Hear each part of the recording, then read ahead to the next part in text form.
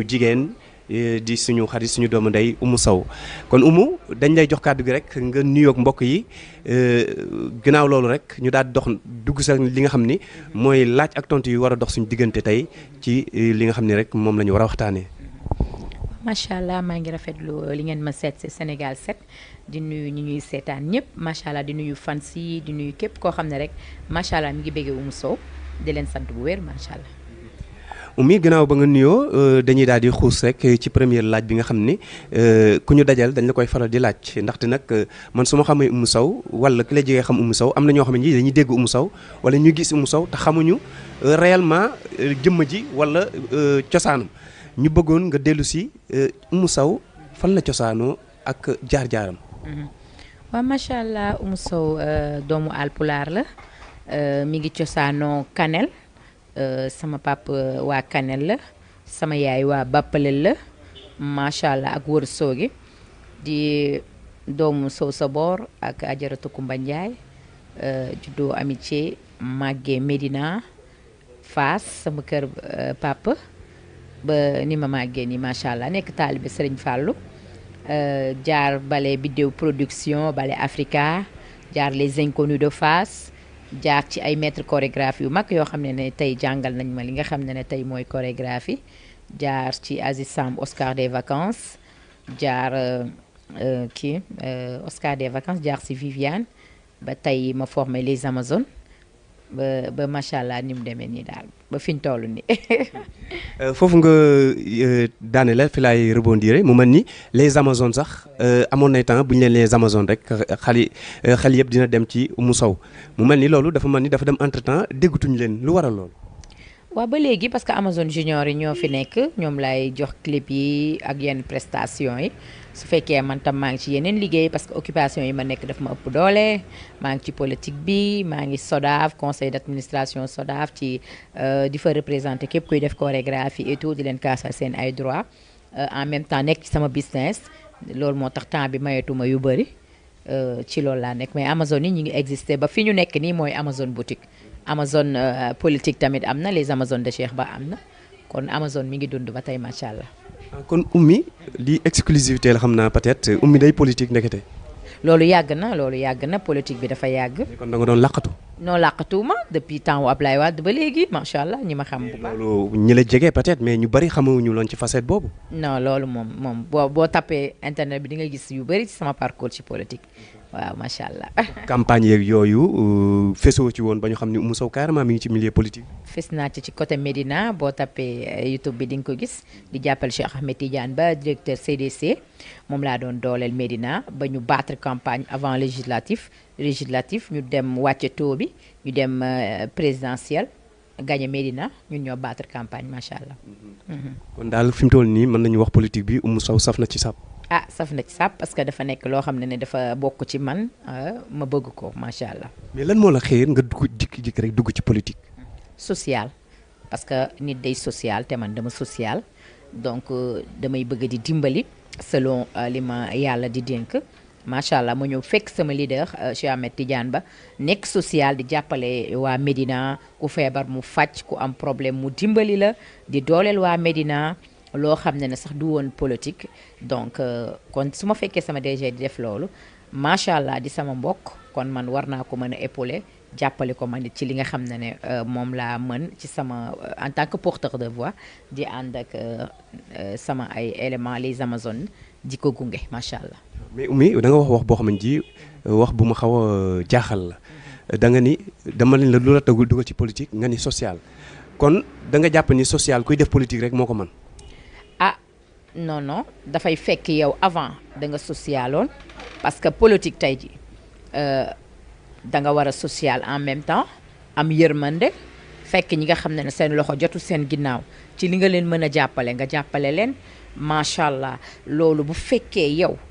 yow loolu ngay dund ci sa xol nga fekk sa leader di dund loolu da nga koy accompagner waaw c'est ça. kon da nga yaakaar ni daal mooy voie bi gën a yomb pour mën a jàppale nit ñi nga xam ñooñu surtout néew yi doole. waaw mais day fekkoon nga social d'abord ba pare am yërmande ba pare doog a mën a dugg ci politique bi politique pour kaasal ñi nga xam ne ñoom ñooy sans voix yi bëgg nañu ñu jàppale leen ci seen gox te amuñu ku leen waxal yow boo nekkee porteur de voix taxaw dooleel leen ci loolu yàlla mën na la si jàppale nga am ci ndam macha allah waaw. kon ni ngay waxee nii man li ma jàpp mooy bëtu Oumou Sow ma nga buntu assemblée nationale pour nekk député. non dépassé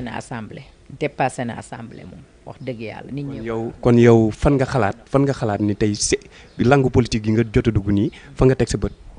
fi ma teg sama bët mooy bu ma liggéeyee lu jar askan wi teg ma fu ma leen di doolelee incha allah dina am. boobu ban poste lay doon. poste bi nag moom mënaguma ko xam. mais ministre wala. non mën naa dépasser foofu yëpp. parce que kon Oumou Sow mën nañ xaar mu nekk présidente de la république. ambitieuse rek gis nga nit ki boo gëmee dara bëgg ko mën nga bett nit ñi fu ne ci côté bu nekk te man mën naa bett waa Sénégal ci côté bu nekk. kon xeeb nga nekk député assemblée nationale. xeeb naa ko député nekk ko yomb na parce que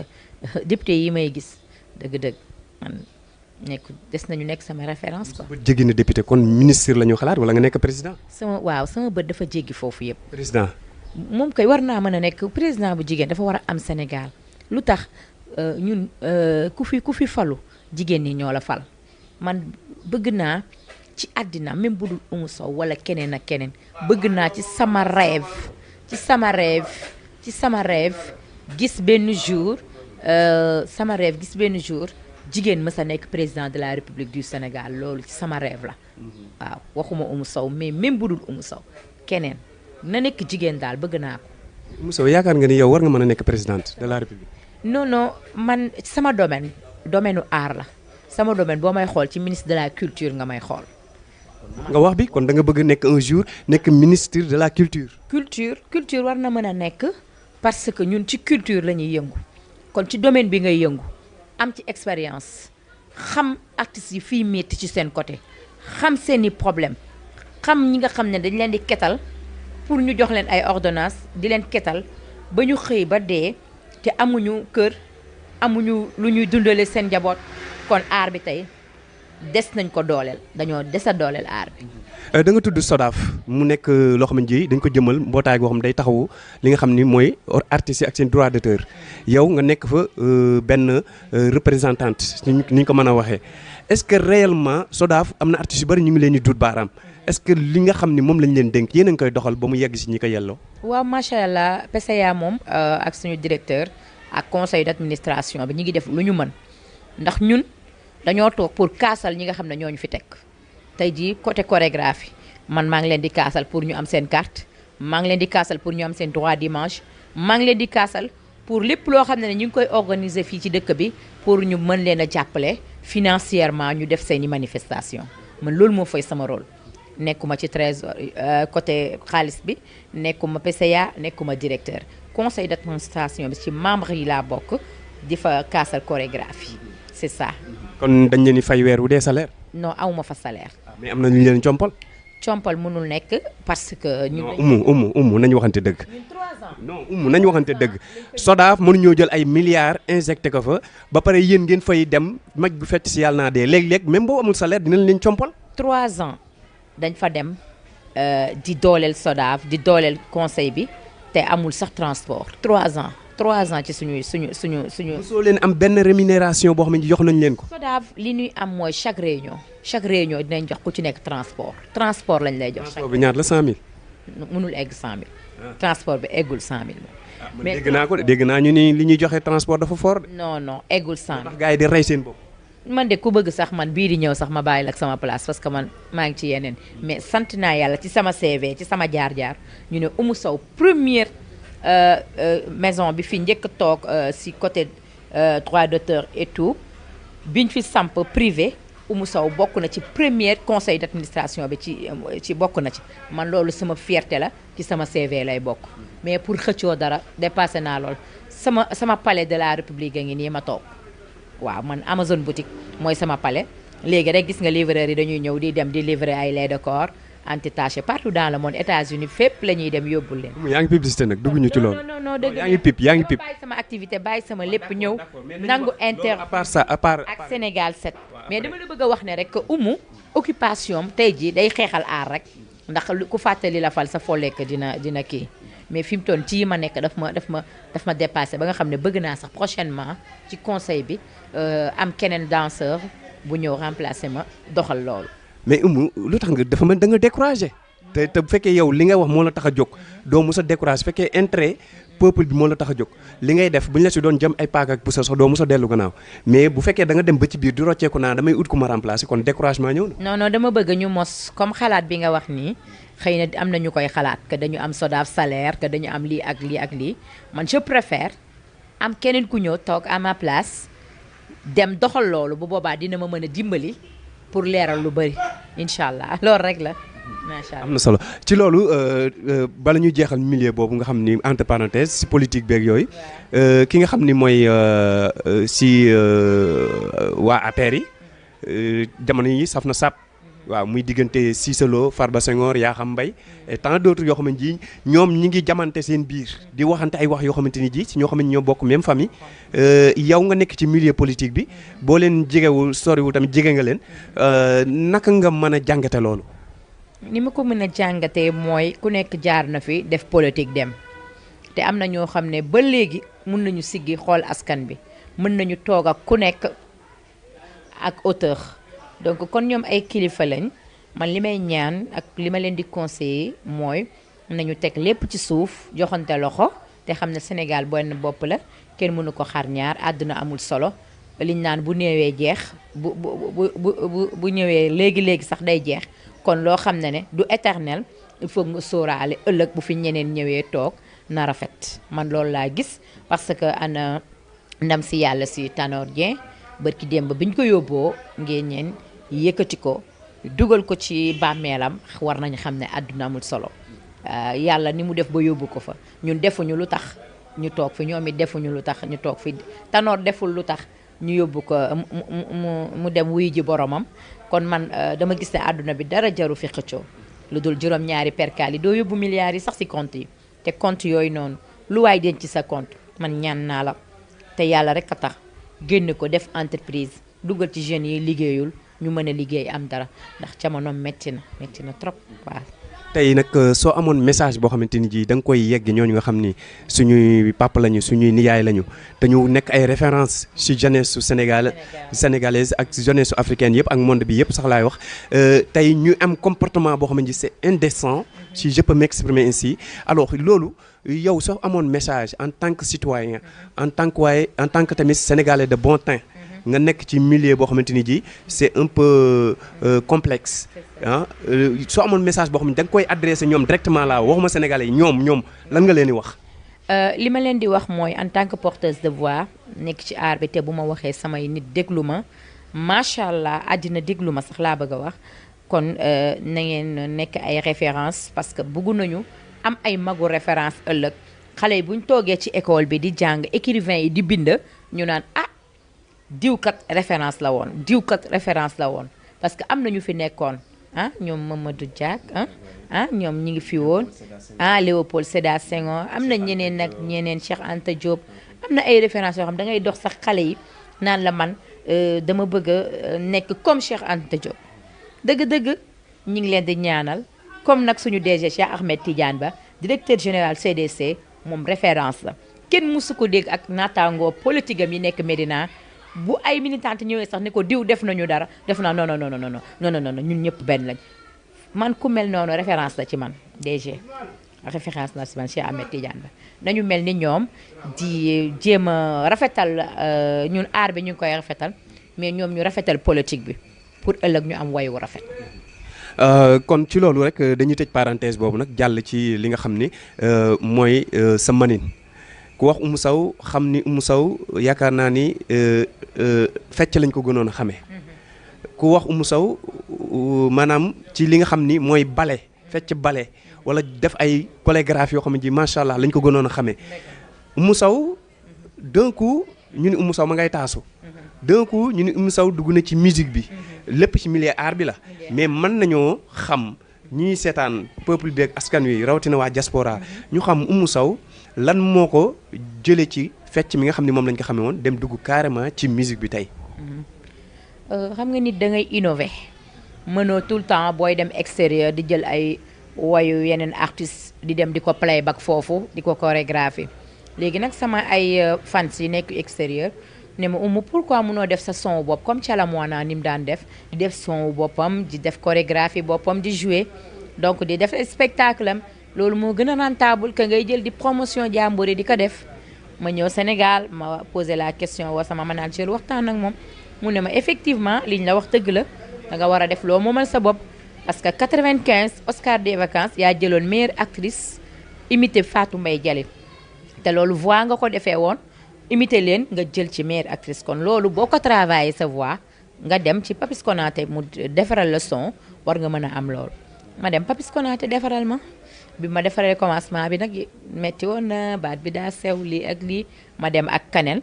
nit ñi neen macha allah ñii ne nice na ñii di wax ma góorgóorluwaat dem ci taal moto bi ma def ko ñu ne mi ngi ñëw de ma demaat fly to fly def anniversaire Sorano mu fees journaliste yi bind Oumou Sow au cours des grands ci laa commencé ñeme ba fi ma toll nii macha allah. kon ci loolu dañ ciy rebondir rek très rapidement xam nañ ni ba tey way taxul nga bàyyi fecc ndaxte boo yéegee sur scène di nga def saw manin ndaxte l'habitude est une seconde nature. bon ci loolu mën nañu jëw très rapidement sa digganteeg Guigui nga xam ni jamono yi nit ñi ñu ngi ciy wax lu bari waaye si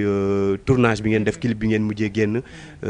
tourné ko à Paris mu nekk loo xamante ni ji mi ngi def buzz comme ni ñu koy waxee mën nga dellu si sa relation d'abord ak Guigui nan la ñëwee. sama relation ak Guigui daf ma téye woon comme mag bu mu bokkal ndey ak baay suy def ay clip ñëw Amazon boutique ma solal ko defal ko yëpp di ko épaulé di ko wax na yow dëgg-dëgg dinaa la jàppale parce que dama ko fekkoon salon Ndey Kumba onglerie des VIP ma ñëw ne ko yow yow daal yaay Rihanna Sénégal rek mu kontaan te moom depuis loolu te xam nga tamit nit buy doog a door nga ñëw valoriser ko dooleel ko wax ko luy neex ci xol bi lu koy encourage ci aaram depuis loolu la ma Guigui jàpp ma ne ko sa prochaine clip incha allah maa lay solal mu ñëw ma solal ko chaque Pâques mu indil ma ngalax chaque tabaski ma yónnee ko mu togg defar ba mu baax donc xale bi bëgg ma sentir ma lu muy def ne ma Oumou man war naa jouer ji fii de war naa église sax su koy dem dimanche dina ma ne Oumou maa ngi dem église de xoolal li ma sol yeeg la ma ne ko nice na et tout Guigui dafa am foi xale bu baax la dafa liñ naan koo tollool ngor bokk ak moom jikko rek nga mën a àndal yaayam bëgg ma Jennifer Lopez maa ngi koy nuyu de passage muy xale boo xam ne man dama ko estimer ndax dama ñëw fekk mu bëgg yaayam góorgóorlu tabax kër dugal ci fameem ma gis ne kii dafa ambitieuse dafa am lu mu bëgg ñu am lu ñu nuroo man ak moom ci côté di dooleel say parents mu nekk xale boo xam ne dafa ñëw yokk ci man waaye wàññiwul ñu dem Allemagne ñu travailler sama voix ba son happy bii nga gis Guigui dooleel na ma boole ma ak ay ndaanaan promoteur ñu jàppale ma ba ñu mën a génne son boo xam ne boo toogee déglu ko te waxuñu ne Oumou Sow moo ko wax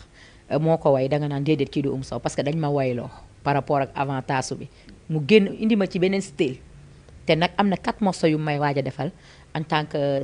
nee na mooy sama productrice nee na ma doo ci def dara man maa ci xam nga loolu foi la sama relation ak Guigui dëgg-dëgg sori na lool nañu nit ñi ñaanal te bàyyi ñu ak suñu sago maa Guigui macha allah. kon relation bi mën nañu wax ça vient tout naturellement. naturellement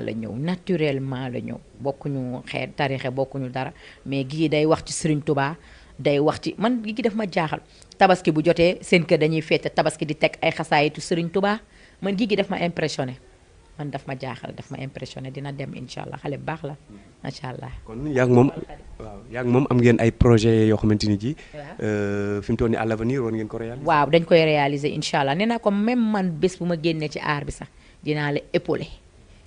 épauler dooleel la parce que xale bu bëgg musique nga da ngay jël sa xaalis di ko investir ci musique biñ demee Paris la Défense su ma nee damay fay hôtel sax mu ne ma déedéet ñu fayandoo ko ci digg bi lu ma wax mu ne nañ ko def si digg bi xale bu baax la daal man mënuma ko fay ngir générosité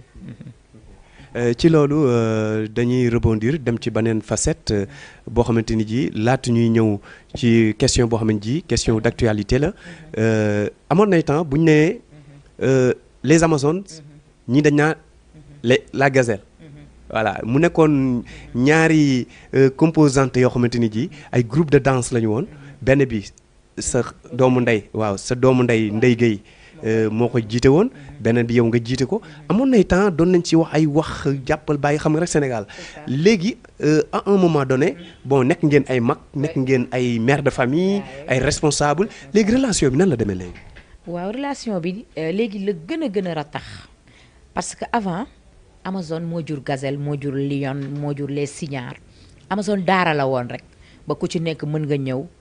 jàng ñu àndandoo liggéey ba kenn génn si parce que man bi may jóge ci Viviane dama bëggoon dara. kon mën nañu wax groupe Ndeye Gueye bi si yow la jógee. waaw Amazone moo jur Gazelle moo jur. kon Ndeye Gueye da doon ñëw si yow di fecc. moo jur les Lions Aïda Dada moo jur Gazelle moo jur les Signares bu ñoom Ndiku ak ñoom Nday Jaw ak Fat Ndiaye Indo. kon Ndeye Gueye si mën nañu wax sa formation la bokk. mu même bu bokkul sama formation. mais fii la jëkk fecc sa groupe. Amazone la génnee. fii la doon nekk di fecc. waaw kon kañ jàpp waxal ni rek fa la génne. non waa si daara Amazone la génne moom da koy wax sax am Ndeye Gueye actuellement nii fii jamono toll su ma xewlee dara bu fekkee sax yëgu ko da ngay gis Cheikh doom mi sama doom day jëkk ci goo ko def Sow de dañ koy defal anniversaire surprise Ndeye Gueye day ñëw ci anniversaire bi ambiance fecc def lu ko neex jël micro wax suñu jaar-jaar. pour te dire suñu jaar-jaar amul woon benn problème mais boo gisee nag kenn jóge fenn dem après nit ñi dañuy def concurrence boobu xëy na moo ñuy may xaalis ndax tey di nga ma wax spectacle di nga ko wax spectacle di nga ko fay di nga ma fay mais mbëri ni ñuy mayantee xaalis noonu la artistes yi war a mayantee xaalis mais nii li nga wax dëgg la dañu gën a mature ni màgg nañu taluñu lu dul góorgóorlu fighting ut lu ñu yóbbu suñu kër jox suñuy parents ñu lekk ñu naan ñu nekk ci condition yu baax dëgg aar bi fi mu toll nii xale yi anciens yi dañu bëggante waaw avant fan si rek la woon et tout ku nekk détail et tout. kon loolu boo si doon joxe benn leçon muy que ça soit les artistes que ça soit muy les sportifs que ça soit muy les musiciens tout le monde confondu tey bari na ñuy jaxasoo gis nañ ko fi maanaam fans yeeg supporters yeeg ñoo leen di jaxase mais ñoom duñ ci lenn tey boo amoon message boo xam ne da nga koy joxe en tant que koo xam ne porteuse de voix la te am nga noo ko dundee nan ngay jox ñooñu nga xam ni ñooy fans yi d'abord ak supporters yi ñoom nga war a waxal ak ñoom. fans yi ak supporters yi ku nekk na dund ak leader bi mu bëgg te bañ a critiquer keneen ki nga xam ne moom lañ naan concurrent am la ndax musique concurrent la dëgg la mënul ñàkk ndax li ngay def bëgg naa ci fës bëgg naa ci gën a fës bëgg naa ci am teraanga waaye sa morom boobu it xamal ne moom it bëgg na ci am teraanga fajal ay parents yéen ñiy fans yi bëgg leen ñi ngeen di bëgg gëm leen ñi ngeen di gëm mais bu leen jaxase bu leen mélanger parce que nag yàlla na yéex keroog yomal xiyaam yow tey jii boo mélanger leader bi contre beneen leader ëllëg bàkkaar bi yow yaa ko yenu te bàmmeel dafa xat il faut que ñu ñëwaat ci ginnaaw di xam ne ñoom ñi nga xam ne ñooy jaxase wala nga fréquenté tey artiste bi bàyyi ko dem ci beneen concurrent am fréquenté ko di yàq artiste bi ci moom keroog yomal xiyaam bàkkaar bi yëpp yow yaa koy yenu kon nag ku nekk na xool ëllëg soo wanee ginnaaw parce que Doudou Yaye kat yi dem na barki dem ba ñu ngi koy ñaanal yàlla na xippee aljana ndax yàgg na bégal askan wi mais niñ ko defal daf ma naqari ñoom bi mu feebaree waroon nañu yëkk ci kër dafa feebar nit ñi mën ko jàppale waaye bàyyi ba mu gaañu ñu toog ci rajo yi di ko ketal ñii naan may naa ko terrain ñii naan may naa ko lii loolu ça me fait mal au cœur parce que luñ koy may loolu ci biir dundam li Papa Dundiaye Rose waxoon ne bu ma gaañoo bu ma kenn hommageal ndax ci sama biir dund boo leen ko deful bu leen ko def liñ defal du jaaykat yi man metti na ma en tant que artiste man li ma doon bëgg mooy bi mu feebaree comme niñ defal Boy Bambara ketal ko defal ko loolu laa bëgg ci bi muy dund xam ne nit ñi soutenir nañ ko help nañ ko mais bëgguma ngistal bi sénégalais yi di def bu ñu waxee téléthon ñu dem ci télé yi joxe fi ay millions ne diw moo ko jox kii def nii wala kii jàng na fii jox nañ kii 5 millions jox man li ñuy def ci ngistal daf ma métti te jeunes yaa ngi fii liggéeyuñu soxla nañu ku leen dimbali milliardaires yaa ngi fii yor seeni ay coffre fort defatuñ ko sax ci banque toog nëbbatu defuñu entreprise pour jàppale nit ñi artistes yi ngi dee te amuñu ndimbal moo tax ma bëgg ministre de la culture tamit jàppale artistes yi ndax ministre bu bees la daf leen war a dooleel moom it ñu bañ a dem di ket di def ay ñaan ay terrain ak ay affaire daf may métti ci loolu dafa mel ni loolu yàlla def na ko mu nekk jikkoy sénégalais voilà voyez-moi voilà tey Oumou Sow dina nekk ci ruq ma dëkk ak moom ci koñ bi mu wër ma ni Oumou Sow mii mi ngi ciy jafe-jafe Oumou Sow mii li muy dund metti na waaye pour ma dugg si en toute discrétion pour defal ko li ma koy defal day man ni loolu daal nekkul loo xamante ni moom lu lay yëkkati la mais ñu ni ko tëll ci rajo bi wala ci télé bi nga dem wane sa bopp te yàlla xam na ni en âme et conscience xamoon nga ni xam nga li ko dal loolu est-ce que yow sa gis-gis nekk na loo xamante ni luy jox exemple la ci jeunesse bi nga xam ni mooy la nouvelle génération. waaw man dama am seen yërmande parce que li tax ma am seen yërmande da ngay gis xale bu xëy suba këram toog rek di ataaya amul lu mu def mais li ma bëgg mooy ñi nga xam ne ñooy bonne volonté yi nekk ci dëkk bi yor alal bu dul jeex seen doom yee ngi extérieur ñoom namuñu dara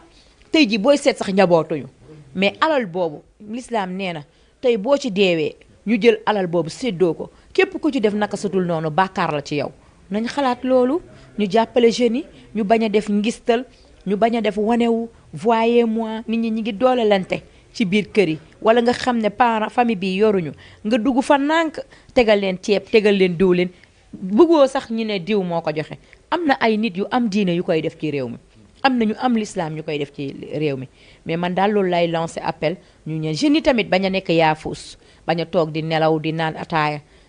fii boo fi demee ci chinois yi centenaire avec 10 000 francs sax mun nga am loo jënd dem jaay ci Noël bi wala dara loolu rapporté la dara nga dajalewaat teg am loo jëndaat man bëgg naa tam jeune Dakar yi am jom ndax suñu mbokk Haalpulaar yi pël yi ñi ngi jóge Guinée ñi ngi jóge fépp di def ay pousse-pousse café ñii di def ci boucher bi ñi te loolu bu ñu demee Europe dañ koy nangu def mais bu ñu nekkee Sénégal ku leen def loo liggéey loolu duñ ko liggéey jeunes yi tamit nañu nangoo takku seen digg bàyyi gaal bi ñuy dugg di dem di rey seen bopp di dem di xaru ji bat saq wala bat sax bugguma sax ma nit moo boobu sax di ko dégg ndax tey man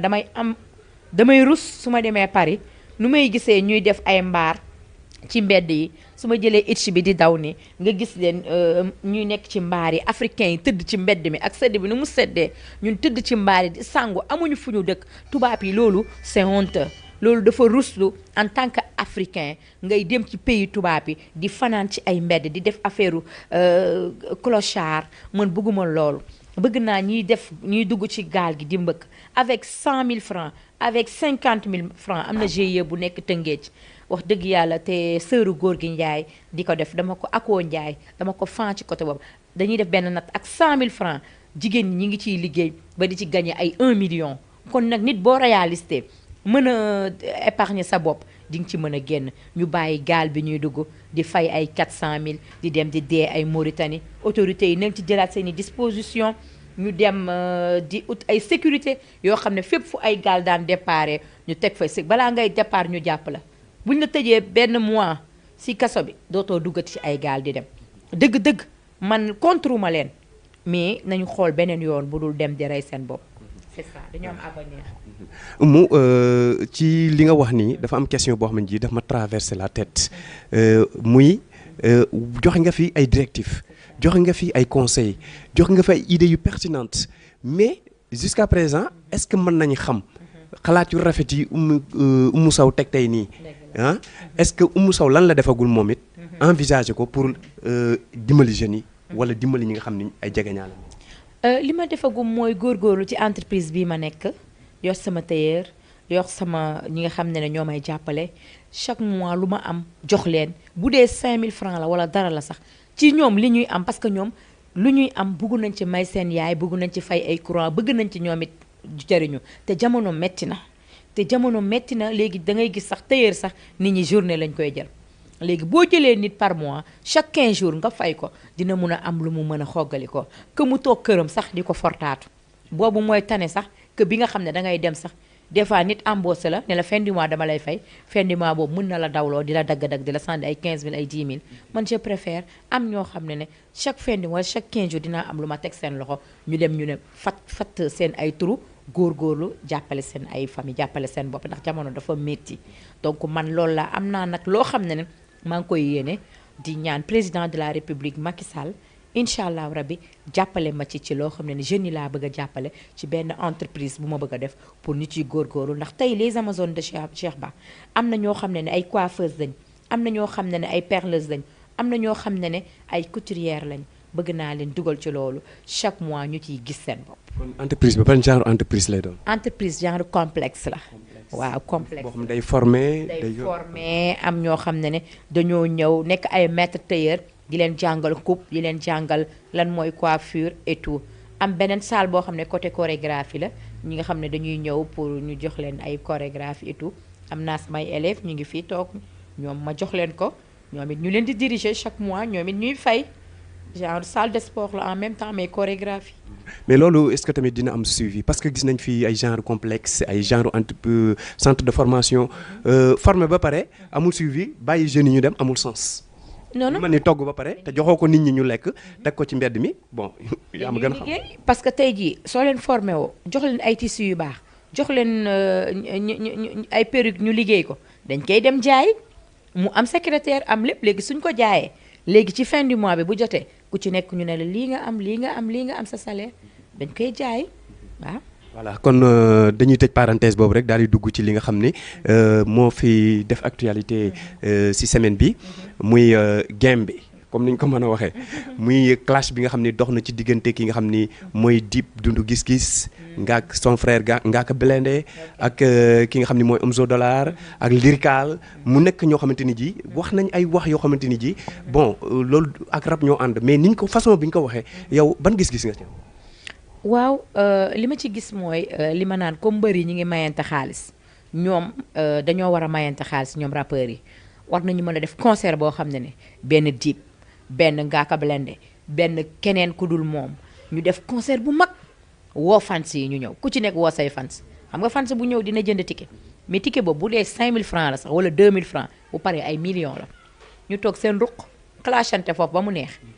toog seen ruq bu ñu paree séddoo seen xaalis mën ci tabax seen kër dawal ci oto yi rafet takk ci xale yi yor seen compte bu baax di faj seen soxla investir nag. mais boobaa du nekk lu objectif selon moi parce que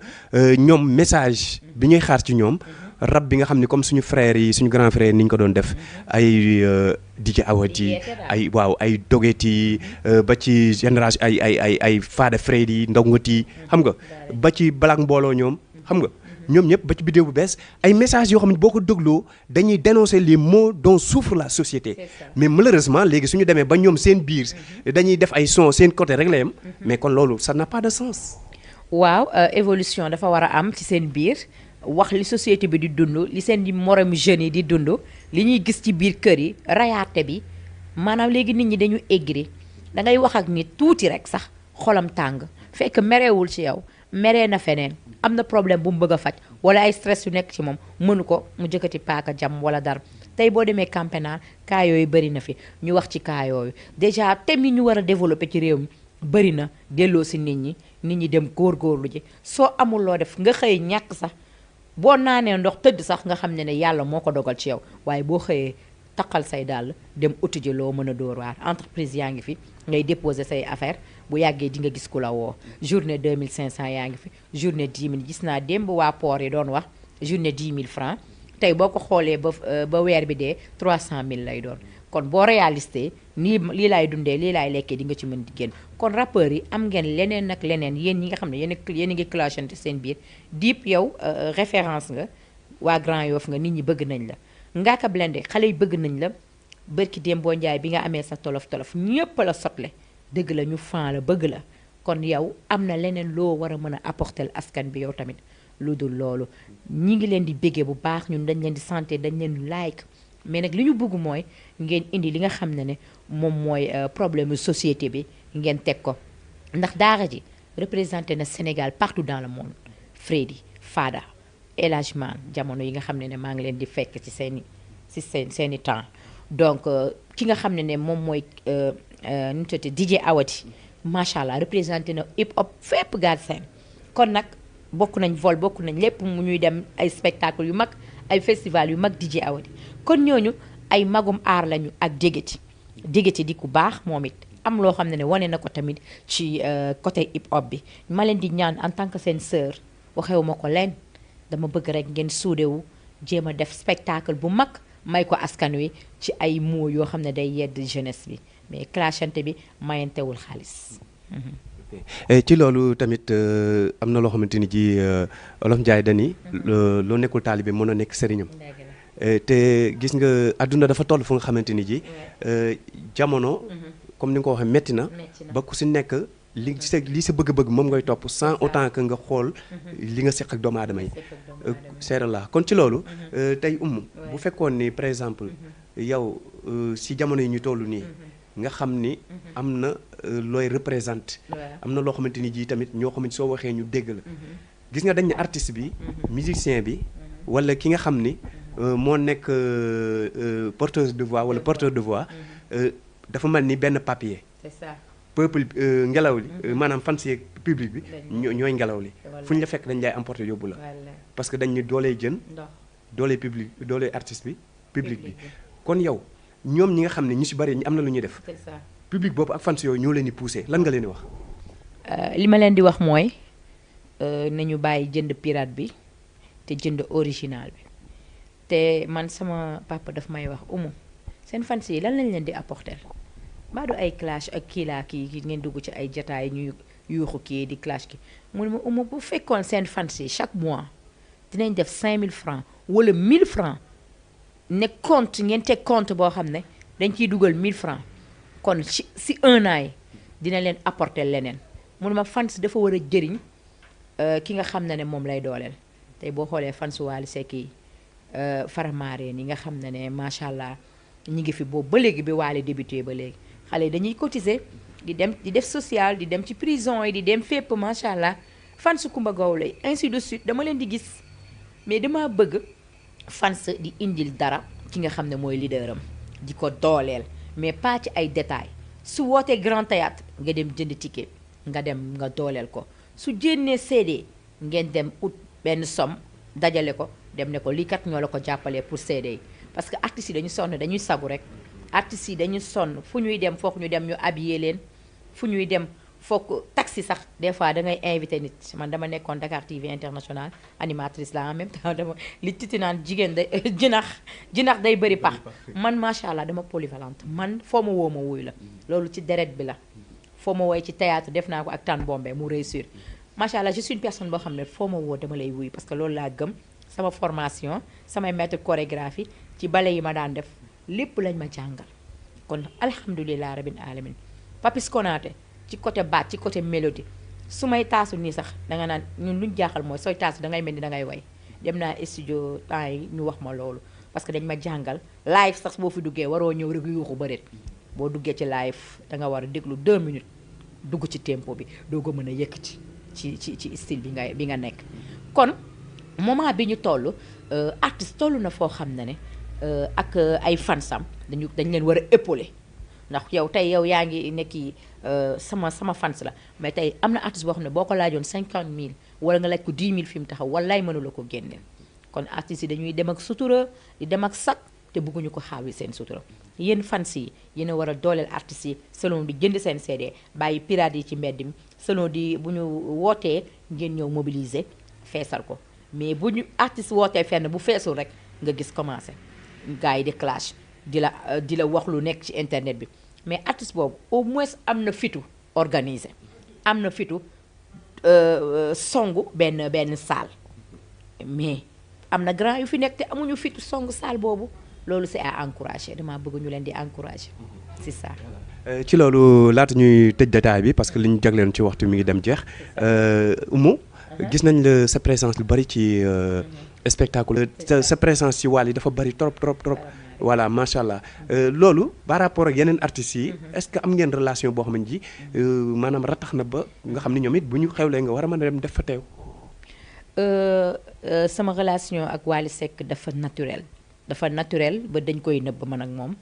parce que daf ma bëgg trop ci xolam macha allah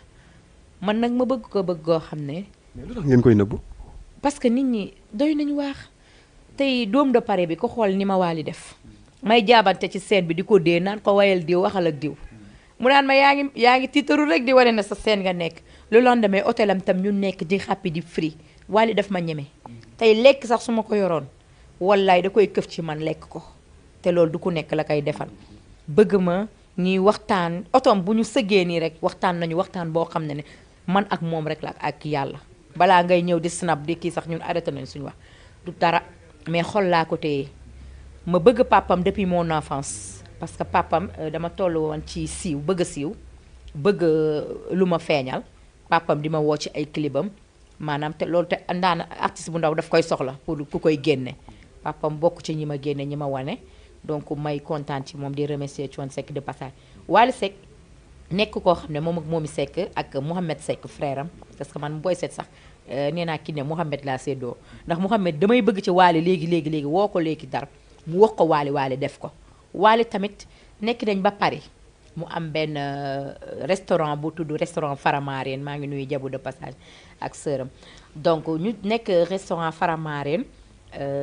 ñooñu woo ma ne ma nee nañ da nga mun ci Wally Seck dara man leen lu tax ngeen wax lool ñu ne dañoo bëgg suñu restaurant bii ñu ko tuddee balaa muy dem Dôme de Paris mu def fi même bu dee 2 minutes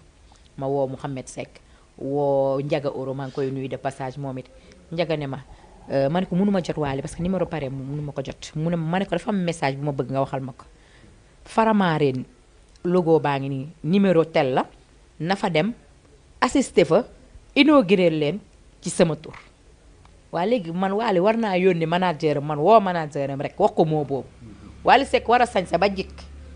le lendemain 18h ànd ak gangam dem foofu inauguré ko loolu kan moo am maqaama boobu ci Wally ma koy nuyu nag di ko remercier de passage ndax defal na ma lu rëy depuis lors waa restaurant bi fii lañ ma teg parce que ku ne woo nañ leen téléphone pour Wally Seck ñëw faveur boobu ma defal nag maa Yacine may sa biige dafa rëy ci man kooku sama digganteeg moom dafa naturel mu am foi barki démb li mu def cuune mënu ko artistes yu mag yee ngi fi mu jël handicapé jëndal ko oto jox ko muy dem kooku borom foi rek moo ko mën kon moom dama ne moom ñaanal na boppam ba pare yeneen artistes yi am naa ak ñoom relation yu bien mooy ku ci xewle soo ma woowee téléphone yëgal ma dinaa dem soo ma woowul doo ma gis je suis une personne comme ça fu ma dem rek dañ ma fa woo donc ñoom ñëpp am naa ak ñoom càmm mais Wally Seck lien bi ma am ak moom awma ko kenn kooku moom dama koy wax haut et fort c'est ça. kon yaakaar naa ni pour terminer en beauté cet entretien dañuy dem rek ci li nga xam ni. mooy les grands projets de Oumou Sow avant le mot de la fin. ñu ñëw ci les grands projets yi nga xam ni moom nga nas à long ou à court terme. grand projet yi mooy ñi nga xam ne comme fan yi waxu taalibe yi bëri na trop ci dëkk bi ak daara yi kilifa daara yi nga xam ne ñoo jàngal xale yi donc li sama projet mooy ñu valoriser leen ñi nga xam ne ñoom ñooy jàngal suñu doom yi alxuraan amuñu lu leen gën ndax tey jii soo juddoo am sa doom bu juddoo li ngay war a njëkk a def ci dënnam mooy alxuraan nga jàngal ko alxuraan jàngal ko diineem ba mu xam lan mooy am éducation de base te éducation de base suñu nijaay yi nga xam ne ñoo yor daara yi ñoo koy def ci xale yi kon tey jii ku fi nekk kilifa nekk fi autorité tey ci dëkk bi sa yaay bi nga juddoo ba xàmme nekk xale bu ndaw dugal na la daara ñu valoriser pas daara yi donc man nag am naa yéene ci ñoom ci dem waxtaan ak ñoom xool lan mooy problème bi et tout ñu xool bonne volonté yi ñu def projet pour jàppale leen pour xale yi yelwaan ci talibe yi taxawaalu donc ñu mën a xool ban melokaan la ñu mën a defee seen yelwaan te du déranger te dinañ ko def ci anam bu jaar yoon macha allah. ci loolu rek le mot de la fin. mot de la fin mooy nañu bëggante fonkante Sénégal am jàmm jeunes yi tamit yërmande am si dëkk bi dama bëgg ñu yërëmante seen bopp ku gis tamit mag bu dugg ci kaar taxaw nekk mag na nga am xolu jóg may ko place mu toog te jeunes yi ñu bàyyi agressivité bi di jamante nga jékki-jékki dégg jigéen góor maanaam jëkkëram rey na ko Espagne dégg nañ ko ci yenn dëkk yi ci banlieue bi barki Dembo Jaay góor ñi nañu gën a am yërmande si jigéen ñi ndax mënuñu la ñëw sëyal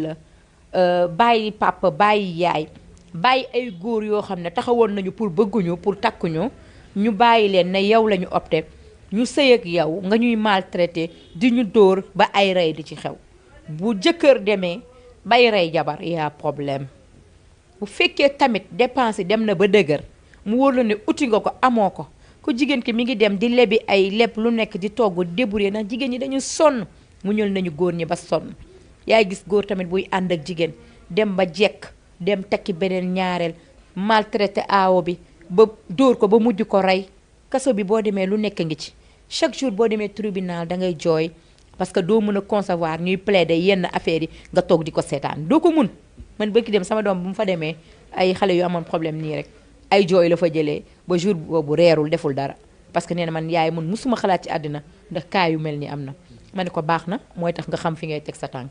ndax boo dee doomu borom tur da nga war a xam fi ngay teg sa tànk macha allah kon baax na mu ragalee loolu moom it xel ci loolu. kon nag nañu gën a yokk yërmande bi bàyyi jigéen ñi ñuy torturer 8 mars ngi ñëw te mars incha allah maa ngi ciy waajal événement bu rëy anniversaire u les Amazones 25 ans de carrière de Oumou Sow mooy 1995 laa jël sama meilleure actrice ak Aziz Samba ma koy nuyu de passage 95 ba fi ñu toll léegi dina nekk 25 ans de carrière ma koy fête di ci woo samay fans di ci woo samay ndaanaan samay ñi ma yàgg sonn pour ñoom di leen ci woo ndax bés boobu rek laa am incha allah ci mars bi la dinaa joxe date bi si yoon 14 mars la war a doon mais su fekkee amuñu lieu bi ci place bi ñu ko bëgg dinañ ko def 13 mars incha allah waaw di ñaanal sénégalais yëpp jàmm. entre temps lu ci mën di xew rek xam naa ni on sera au courant incha allah ci loolu am na kii boo xamante ni nag bi mooy question bi nga xam ne mooy daj dëpp gi. Oumou Sow célibat Oumou Sow marié. Oumou Sow célibat ouais. voilà kon ñi nga xam ne dañu am cœur ni ko ti âme sensible ils n'ont qu'à s'abstenir hein. Voilà kon nag mi ngi noonu c'était Oumou Sow di nekk koo xamante ni ji artiste la mais également nekk koo xamante ji politicienne la désormais ah voilà ngeen xam ko mais business woman la waaw Oumou Sow moom elle est polyvalente voilà elle est polyvalente comme ni mu ko waxee mi ngi ci yëngatu daal ci àddunaam lépp lu koy jariñ wala lu koy indil loo xamante ni ji luy jariñ doomu aadama ci dundam la ak fa mu jëm ëllëg yàlla na yeex kon ñu ngi sant suñu mbokk internet yi nga xam ne ñoom la ñu àndaloon rawatina waa diaspora bi ak ñu ñuy suivre ci biir réew mi yëpp ak suñu fidèle voilà sa cliente yooyu yëpp ñu ngi leen di ak suñu fidèle téléspectateurs yi nga xam ne saa su ne ñu ngi ñuy bàyyi xel di ñu seetaan ñoom ñëpp ñu ngi leen sant di leen gërëm di gërëm également sama équipe technique bi ma àndaloon chauffeur yeeg ñëpp maa ngi leen sant ak sama caméraman ñoom ñëpp ñu ngi leen sant di leen gërëm di leen jox rendez-vous ci beneen numéro